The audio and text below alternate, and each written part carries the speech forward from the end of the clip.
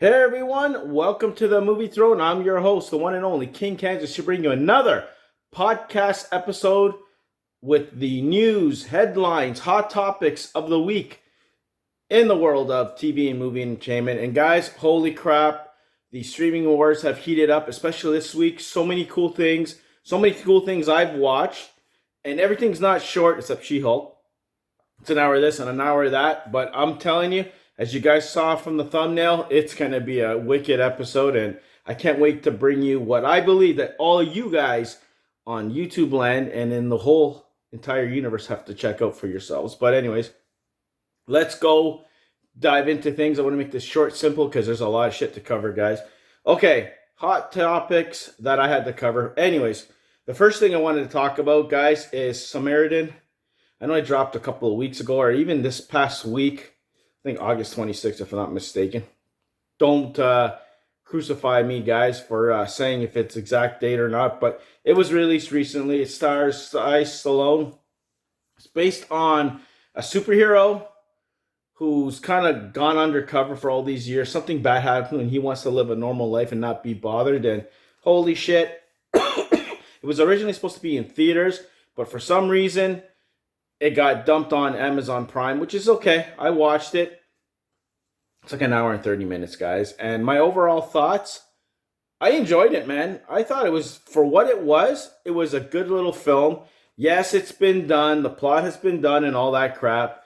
Superhero tries to be good, has some sort of confrontation, gets hurt, angry at the world, disappears. That's pretty much it. And just no spoilers or whatever. But for the most part, guys, it was okay. Special effects, Story was so-so. It was enjoyable. If you like Sly Stallone, you like superhero genre, I think you're going to like it. But yeah, it's basically a kid who's such a big fan who wants to see or track down what happened to Samaritan. You know, and the story of it all, this is not spoilers, guys. He had an outing with his brother. He took him down. There was a big fire. He disappeared. They went their separate ways. And it's pretty funny how the film comes full circle to that point.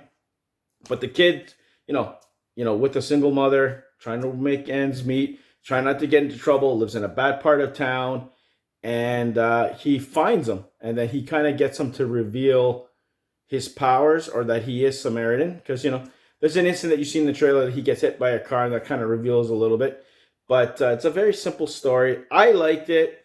I don't know. You guys should check it out. I think you should still check it out. It's only like an hour and 35 minutes. It's streaming on Amazon Prime.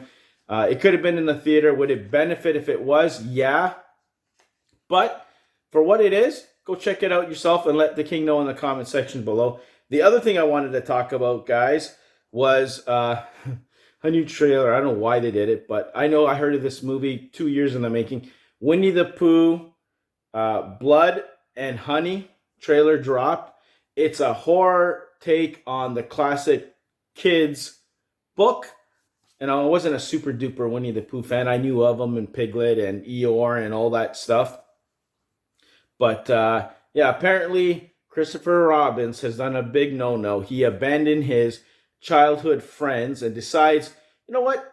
I'm going to go see what they're up to. And he goes to this creepy looking forest with his girlfriend, I'm assuming, and shit hits the fan. Winnie the Pooh is very pissed off along with Piglet, and they start to go on a killing spree. And like always, like all stupid little low-rated whatever films and their storylines and plots, I don't mean stupid, but simple, you got to go after college girls. So they start their little rampage on the college girls from what I gather, and it looks good. You got heads being chopped off and people going after it, and I think they even turn on Christopher Robin at the end. He's like pleading for his life, but for what I saw in the trailer and for what it was, I liked it. I don't know if I'm going to go see the damn thing. I hope it's on streaming because I ain't going to go to the theater to see it. But if it's coming around Halloween, great, because there's no, just says coming soon. Let me give you some details, guys. It is directed by Reese Waterfield. I got to give some props, and stars May Kelly, Chris Cordell, and Nikolai Leon. Those are some of the actors, guys. There's a whole bunch. You can go on IMDb and find out for yourself. But for what it is, I'm interested, but I'm not gonna go, oh my god, I have to go see that in the theater. I'll rather watch other movies than that. But check it out. Let me know what you guys think. Go check the trailer out. Come back and tell the king what you thought. I thought it was okay at best. All right, let's get to the TV show portion, guys. Some reviews. First one I'm gonna do quickly is She-Hulk. I'm not gonna spoil it because it just dropped on Thursday, but I enjoyed it much better than episode 2.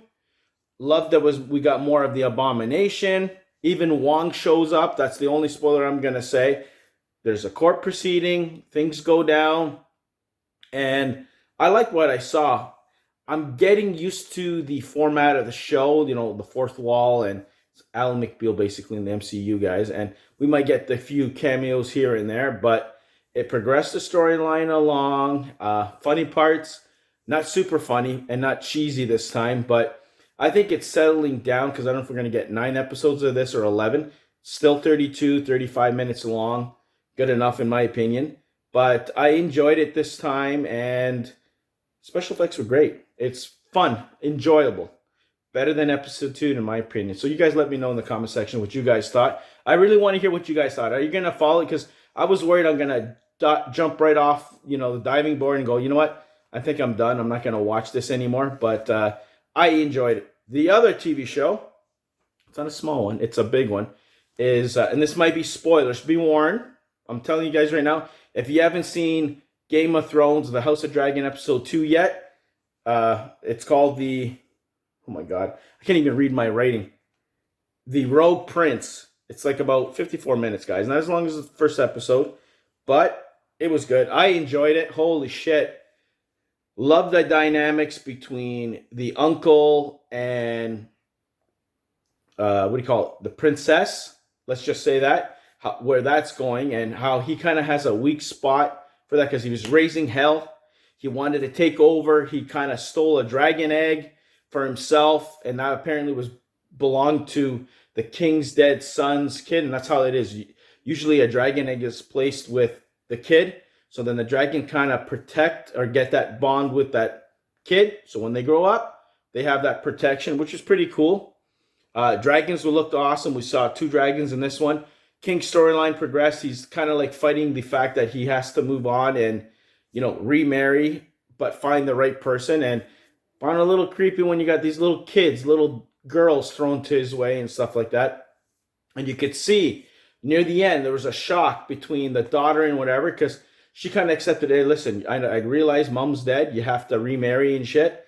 And to find out that it's your best friend who's going to get married to your father, that is creepy as hell. Rhys Ifans' daughter, he's the hand of the show.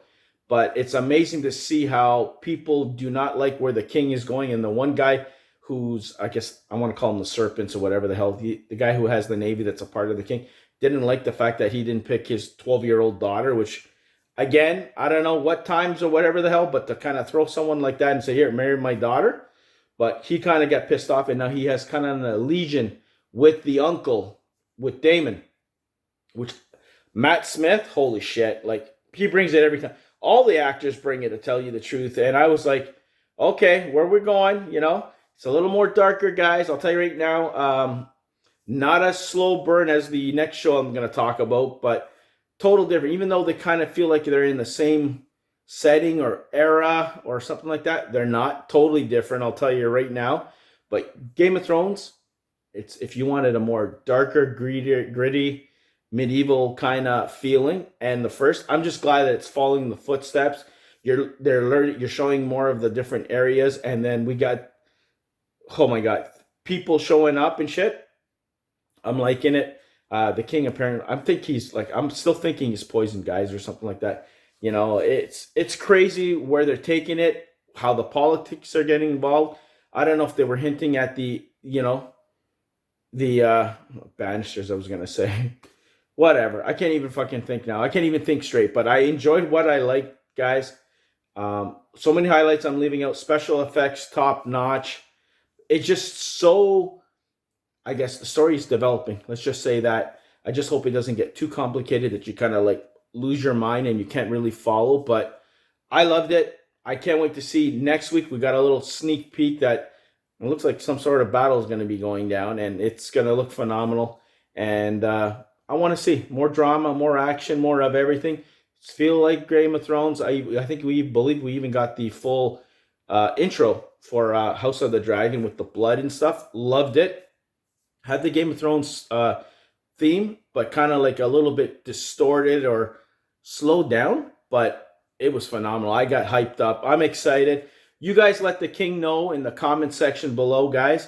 What was your highlights? What didn't work for you? What worked for you?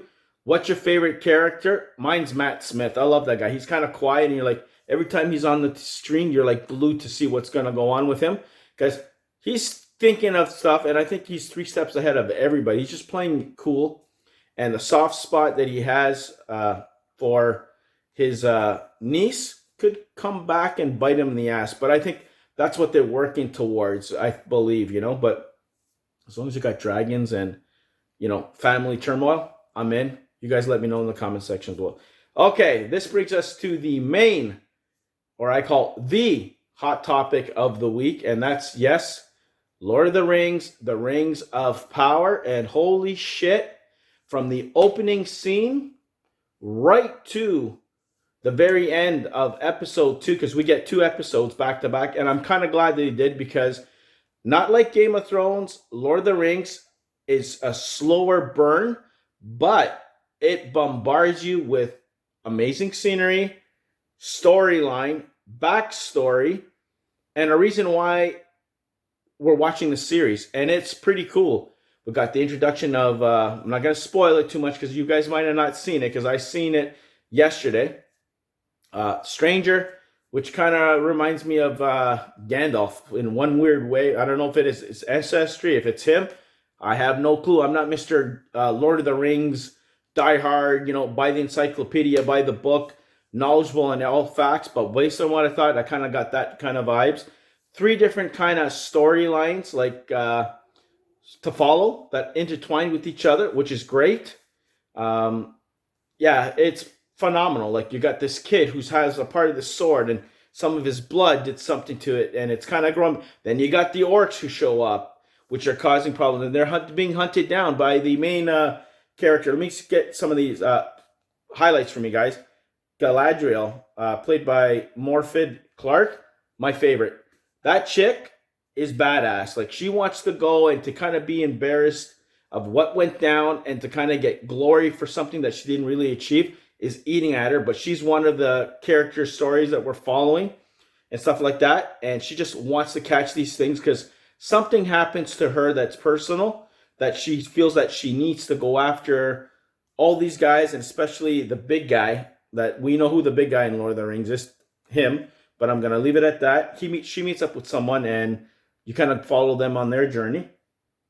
You got Nori, who is a little kid living in a village, a little poor of the elves, I guess, if you want to call it that.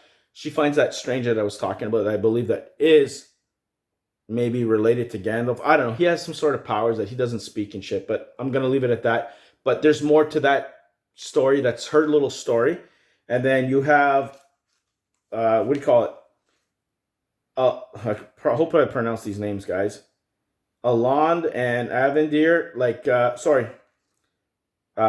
Avendir and Bronwyn character. Another character who's at the wall that has to deal with, watch. They kind of keep an eye on things so nobody can invade and shit and all that crap. I'll just leave it at that. He kind of meets someone who could perhaps be connected to him, and he's kind of there to protect him because now he's done and doesn't know what the hell to do. So there's that storyline, but overall, there's going to be 9 episodes. Each episode's an hour and 5 minutes, and I'm glad it released back to back because at least it felt more complete. Because if they just released the first one, I can see it turn people off because it's much slower. It's not like Game of Thrones pace like that, because Game of Thrones is more gritty. This is more fantasy, in my personal opinion, but it provides you with amazing scenery. Storyline is well written, and you want more. And if you're a Lord of the Rings fan, pardon me,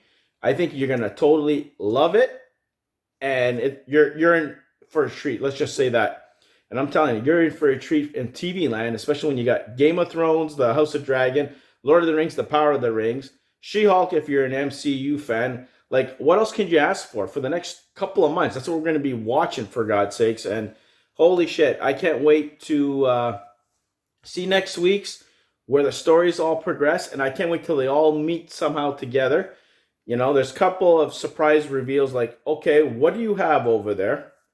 Dwarfs are introduced as well. Pardon me. And you also got, one thing that I love this, what I will reveal, is the different places in the, I guess the kingdom, if you want to call it that, of Middle Earth and whatnot. They show you the different territories and where each of these people are and how relative they are close to each other. So I'm kind of interested to see more of that, if they're going to continue it, because it makes it a little bit, because I'm a visual person. I have to see it. Not only can you tell me and talk my ear off, but I grasp it more when I can actually see where the story is going in line in most cases, and especially when it's laid out like that, map form, than just verbal, because you'll miss a lot, you know. And I would recommend you guys check this in a heartbeat.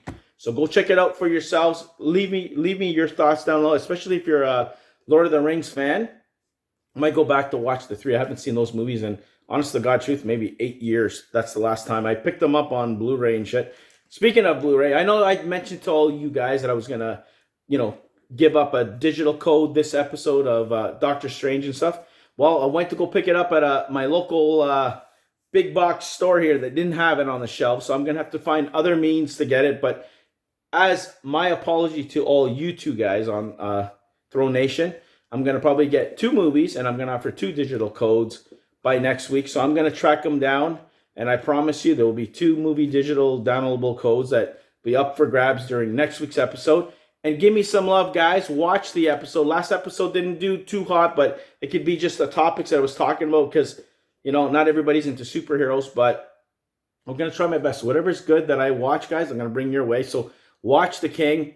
There'll be cool stuff next week. I promise this time, I hate breaking promises, but it just so angered me yesterday. I had a thing, and I had to watch so much crap so I can bring amazing content during this video for you guys. So anyways, that is this episode of the Movie Throne Podcast. Like always, like, share, and subscribe. Check out my other content right here on YouTube. Thanks for all the support, the follows, subscribers. Spread the word. The King is back. If you guys want to talk, shoot comments in the comment section below. I'll be more than glad to engage and respond, because, I'll take the time to do so. And go check everything I mentioned, guys. Comment on any of the topics. Some of the topics that I haven't comment in the comment section below, and I'll give you my opinion if you guys want to hear it. So until next time, be the hell good. Stay off the King's throne. And I'll see you where? Next week, right here on YouTube land. Take it easy. All the best, guys.